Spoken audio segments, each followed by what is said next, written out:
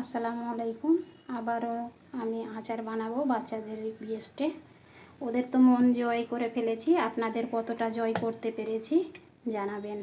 তো আমগুলোকে আমি কেটে নিই, ফিরে আসছি। তো দেখো, এখানে আমি আমগুলোকে হলুদ দিয়ে মাখিয়ে নিয়েছি। আচারটা বানানোর মূল উদ্দেশ্য মেয়েদের কারণেই। দিনকে আমি তেল ছাড়াই বানিয়েছিলাম, আজকে তেল দিয়ে বানাবো। আচার তো তেল ছাড়া যায় না। এই যে এখানে আমি পরিমাণ মতো তেল দিয়ে দিলাম, দুটো দিয়ে দিলাম শুকনো লঙ্কা, একটু দিয়ে দেবো 5 ফোড়ন। এখানে আদা রসুনের পেস্টও দিয়ে দিলাম 1 চামচা। ভিনিগার দিয়ে দিচ্ছি 2 চামচা মতো।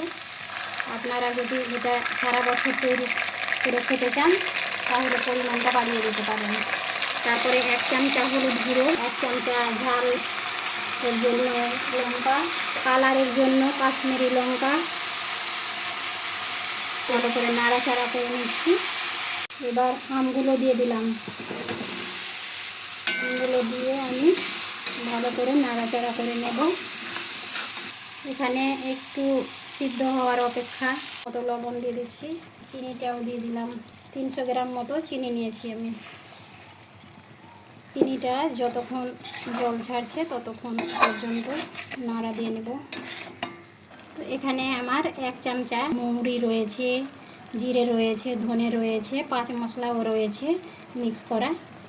মশলাটা দিয়ে দিলাম উপর থেকে, সামান্যই দিলাম যেহেতু আমি 5 মশলার ব্যবহার করেছি। তো তৈরি হয়ে গেল আমার আমের আচার।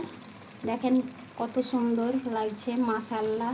এটা কিন্তু সারা বছরের জন্য আপনারা তৈরি করে রাখতে পারেন।